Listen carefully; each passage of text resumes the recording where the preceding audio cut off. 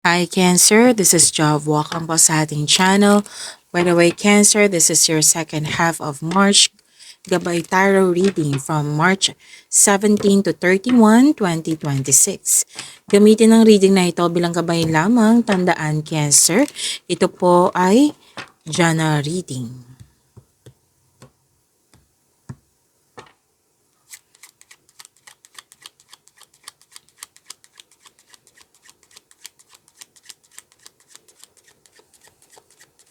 Mga parating po para kay Cancer ngayong March 17 to 31, 2026.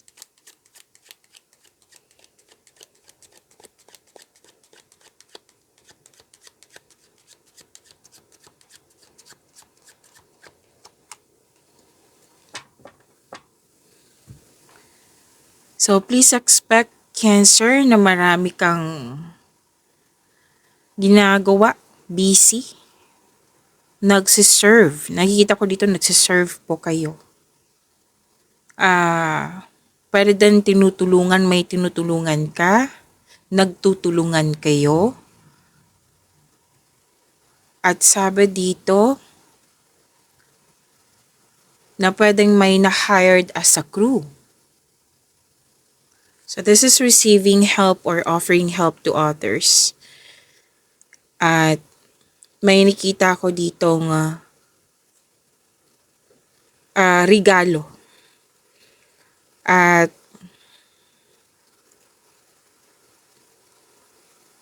kung dati hindi pabor sa'yo, ngayon magiging pabor na. May development. Most likely kasing ang energy na ito is sa career mo. Na magiging pabor na sa'yo. Kung dati hindi pabor o hindi balanse, ngayon magiging balanse na. Opo, may development, may progress, improvement nang dahil sa nagsumikap ka. Nang dahil sa naging productive ka sa araw-araw.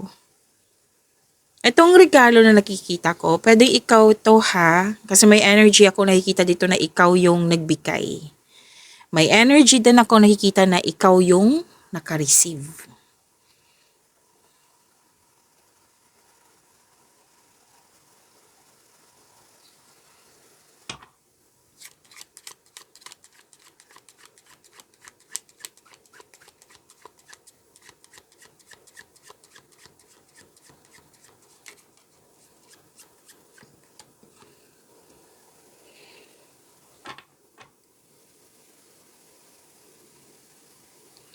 Okay.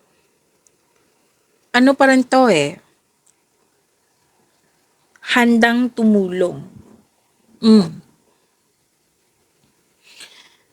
May nakita kasi ako ditong energy na pwedeng humingi ka ng tulong, like advice, wisdom message, experience nila. Yan, na pwedeng nag-gather ka ng factual information. May nakita kasi akong nag-dictate dito na tinuturuan ka. Dahil sa meron silang experience. Dahil sa marami silang alam. Oo, pwedeng mentor mo to. May nakita kasi akong teacher, boss, amo, house owner. Basta po, ang taong ito, handa kang tulungan. Yan. Na sinabi kasi dito na, eto Cancer, eto yung gawin mo, wag mo tong gawin. Hindi siya klaseng diktador na negativity, na mabigat talaga yung energy. No. Itong taong ito ay very generous. Like, tutulungan ka talaga ng taong ito. Opo. So, may energy ako nakita talaga dito na pwedeng ikaw to na handang tumulong sa kapwa mo. Oo, may energy din na ito yung tao na handang tulungan ka. And most likely, a married man to na 45 years old, pataas. Na nag-dictate to para protektahan ka, para mabigyan ka ng kaalaman. Yan. Na malaki talaga ang kanyang influence. Now, kung ikaw ito, na isang lalaki na 45 plus years old, pwedeng ikaw to na handang tumulong sa kapwa mo. So, most likely to na hindi lang siya tulong like yung sinabi kanina na material na bagay, yan, di ba, gift. Oh. Hindi lang ganyan yung marireceive mo, kundi a support. Kundi, isi-share niya sa iyo yung kaalaman, ideas. That is a blessing also. That is generosity also. So, malaki ang kanyang influence. Na, kumbaga, malaki ang tulong niya sa iyo for improvement. Yan.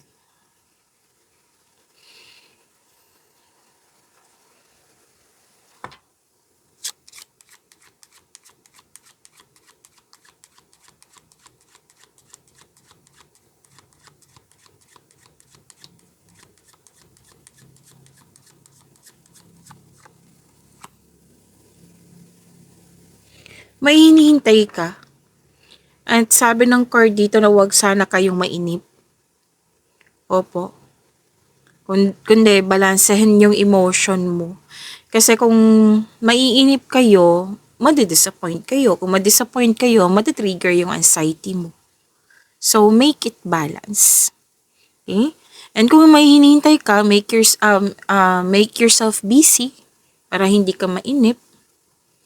At kung may malaki ang tiwala mo sa hinihintay mo, actually mawawala tong inip na ito. Okay? Something or someone new on the way, may ine-expect ka. Pwedeng naiinip ka kasi excited ka kasi alam mo yung parating. Okay? And may parating na balita. And may advice ang cord kasi may tao ditong jealousy, selos, envy, may sama ng loob, someone is spying on you, or may tao dyan na nangingialam sa'yo. Like a third person na nangingialam sa inyo. Okay? And most likely, itong energy na ito pwedeng babae. A woman. So, sabi ng card na instead na magalit sa kanya, why not put limitation?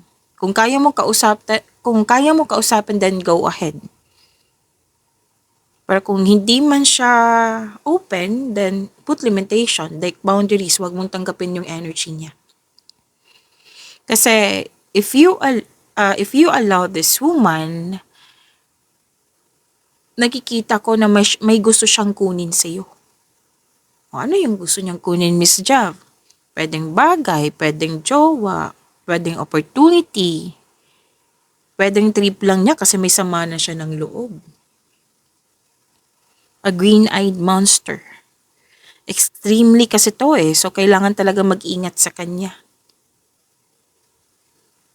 At least alam mo kung ano yung mga dapat i-put limitation, na dapat bigyan ng atensyon na may taong hindi totoo sa iyo.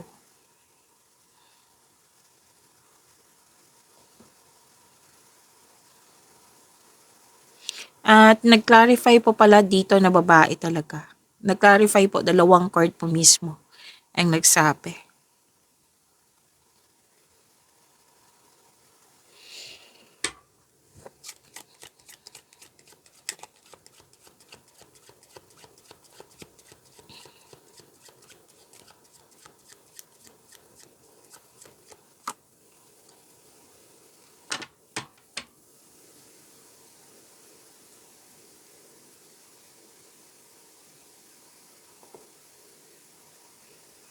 Ang daming tao dito may lalaki kanina, tapos may babae. Ngayon, may young unmarried woman na malaki ang influence niya. Kumbaga, special woman to sa'yo. Pwedeng kapatid, kaibigan, sino ba to? Girlfriend, wife. Pero most likely, young unmarried woman to. A young lady. na malaki ang kanyang influence ngayong second half of March. Kasi nakikita ko dito na very ano siya sa'yo, very supportive. Like nakikinig din siya sa'yo.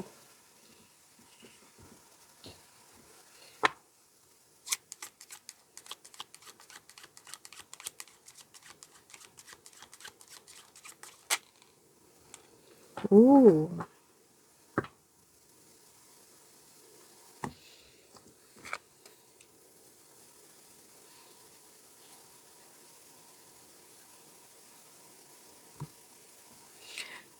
Okay. Excuse me. Makaka-receive kayo ng positive news. Tapos, nakikita ko dito na pumunta ka sa place ng friend mo. Some of you. Pumunta ka sa place ng friend mo kasi pag andyan siya, you felt comfort. Talagang tinutulungan ka niya, nagtutulungan kayo. Hindi lang to kaibigan ha, pwedeng babaeng lang malapit sa'yo. Oo. Na pwedeng ikaw yung nagbigay ng positive news sa kanya. And nagkakamustahan to Like, oh, kamusta si past? Tapos sabi mo na, ayun, kahit may rejection, or kahit may rejection na nangyari sa nakaraan, in-acknowledge ko na, okay, it might be yung rejection is redirection. 'Di ba? Most likely, rejection is redirection. Na may dahilan sa rejection na yan, na hindi ibig sabihin na para masaktan ka, para may matutunan ka, at para may redirect ka. Yan, redirect. So, sinabi dito na may natutunan ka sa mga nangyari sa nakaraan.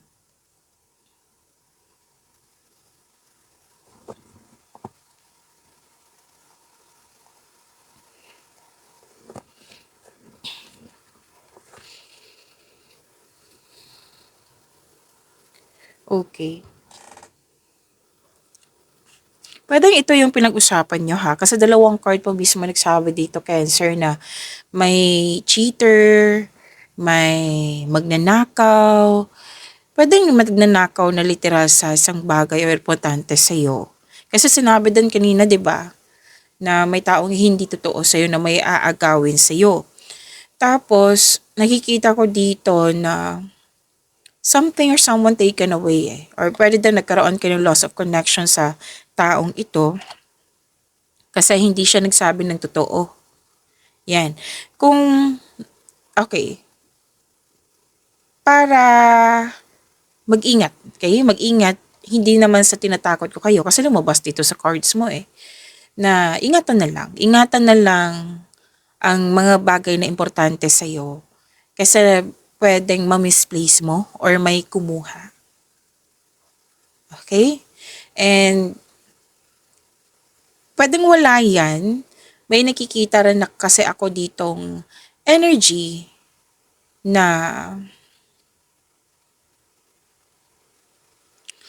okay. Kasi ang sabi ng card dito, spending time with someone. Like, huwag kayo mag-spend sa mga tao na like madadrain yung energy mo.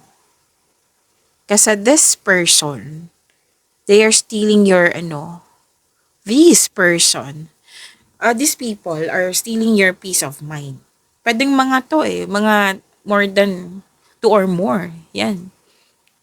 Na like for example na andyan lang siya, yung presence lang niya na dumating siya tapos nangihina ka na.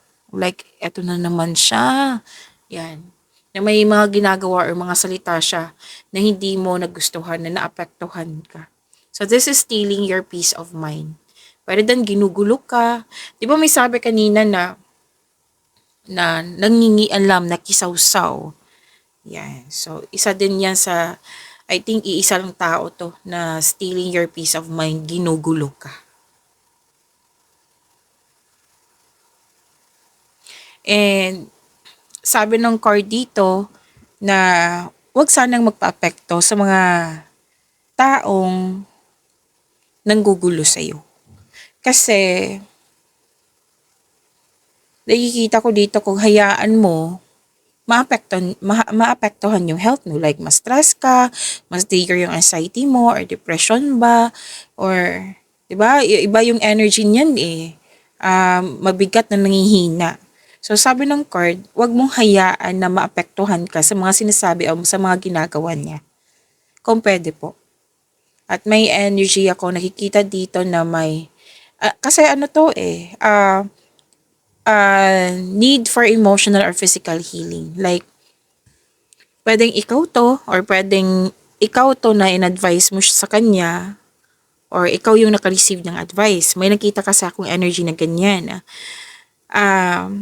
Pwedeng yung nanood dito is a doctor. Oo, kasi may in-advise eh, nag-advise. Tapos, pwede din na kaibigan or kasamahan mo to na sinabihan mo, madali kang madrain, mag-take ka na ng vitamins. Magpa-check up ka sa doktor para mabigyan ka ng tamang vitamins. Yan. Pwedeng ikaw yung naka-receive niya na advice.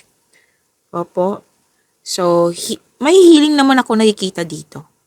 Okay? Healing. And, may kausap ka nga dito na aside sa doctor or medical specialist, may nakita ko dito na some of you may kausap na pare, lawyer, judge, yan. May kausap. Tapos, lahat ng mga nangyari na challenges, nakikita ko dito, sinuko mo kay God. Sinuko mo kay God kasi malaki ang faith mo kay God. Tapos, there's a power of prayer. And some of you pumunta ng church, chapel, or pwede din usapin to tungkol sa church type building ha. And may justisya ako nakikita dito. May usapin tungkol sa official matters, sa law, legal matters. Yan. Kasi may tao dito na walang pakialam, hindi nagbigay ng halaga. Okay? May special meeting ako nakikita dito sa isang kwarto eh. Masinsinang pag-uusap. Ang daming mensahe for you. Yes, sir.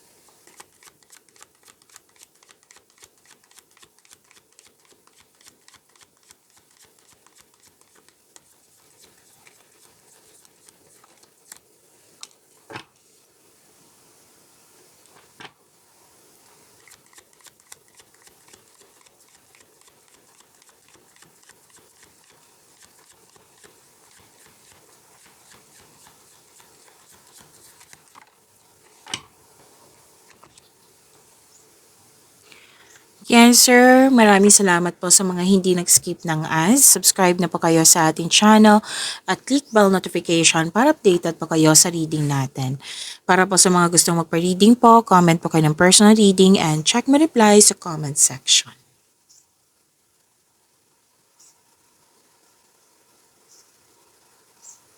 Wow, ang ganda naman ng blessings mo.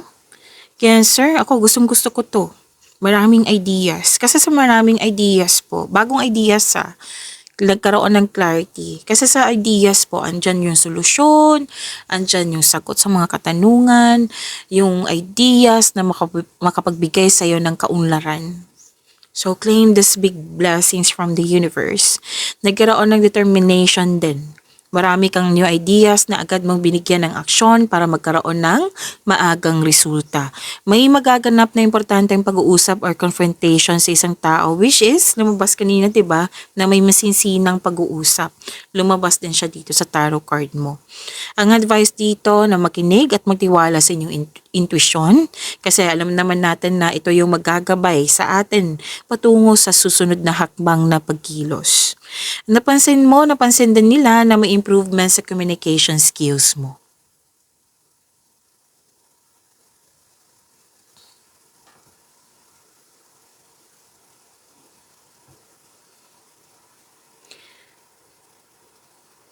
Okay, nakikita ko dito may tradisyon na masusunod.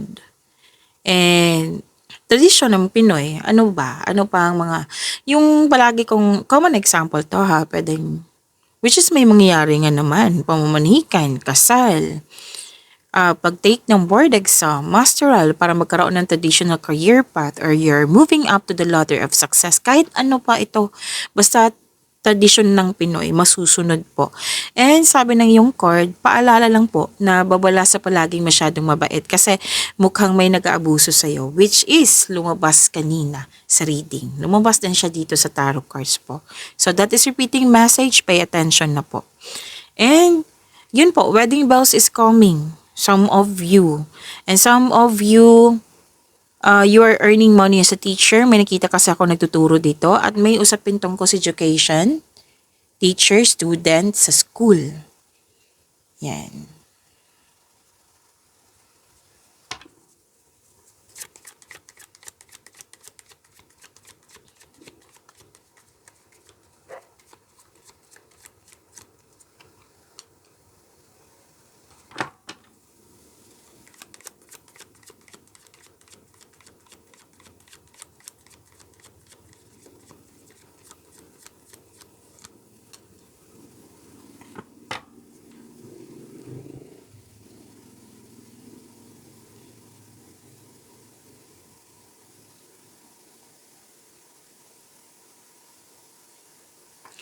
Sa career and money mo, sabi ng yung card na humingi ng tulong mula sa trustworthy coworker or taong same kayo ng business industry. At tsakin na makagawa ka ng diskarte sa inyong kaperahan at layunin. Ito yung lumabas kanina na may kinausap ka na pwedeng mentor, boss, amo, yung mga maraming alam. Oo, para may matutunan ka. Oh, lumabas din po siya dito sa tarot cards niya sa career and money. Kasi may gagawin kang desisyon. Gusto mo magkaroon ng wise decision. Kaya nag-gather ka ng factual information.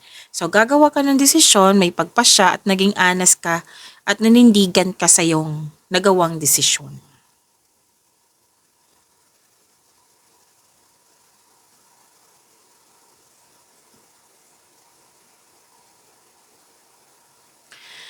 Okay, sabi ng yung card, gamitin niyo po yung inherent skills niyo para makakreate ng opportunity. Kung may balak kang mag-change career or magnegosyo, may go signal po dito. At ang ganda po nito kasi may successful negotiation.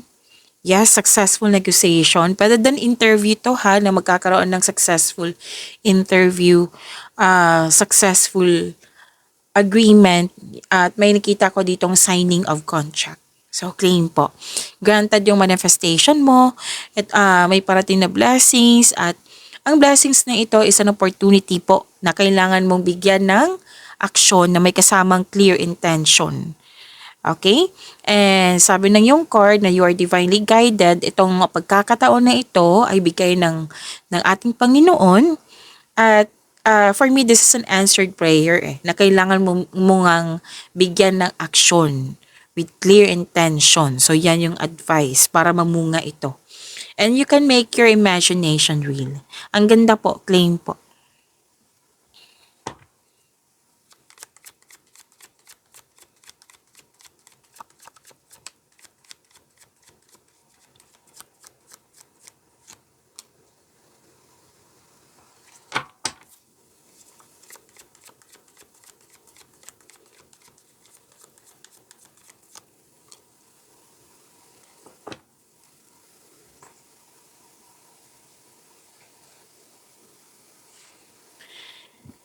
Ah, Okay, Cancer, huwag niyo kalimutan na mag-subscribe sa channel natin at i-click yung bell notification para updated po kayo sa reading natin. At huwag niyo kalimutan na panoorin niyo po yung weekly Gabay Tarot reading niyo. Uploaded na po. Hanapin niyo lang po dito sa channel natin.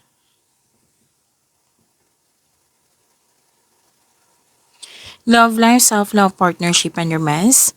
Para sa mga single, some of you nag-decide dito na ayaw nyo munang makipagrelasyon. Gusto nyo mag-focus sa inyong sarili.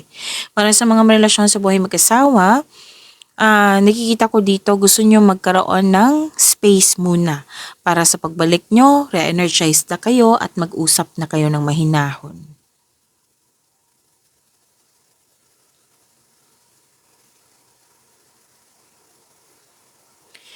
Okay. Kahit ang ilan sa inyo dito ayaw ng buhay ng pag-ibig pero may darating talaga sa inyo, Cancer. Oo, kasi may nakita ko dito nagpaparamdam sa iyo. Yan. At nakita ko rin dito na some of you nag-enjoy sa bagong passion niyo po. At para sa mga relasyon sa buhay mag-asawa, oh, this is good. Kasi pwedeng ikaw ay makatanggap ng date. Ikaw yung aayain ng yung partner or ng isang tao na malapit sa iyo ng date or outing. Yan. Pag-imanin niyo po yung blessings na binigay sa inyo. Cancer, see you tomorrow. Maraming salamat po.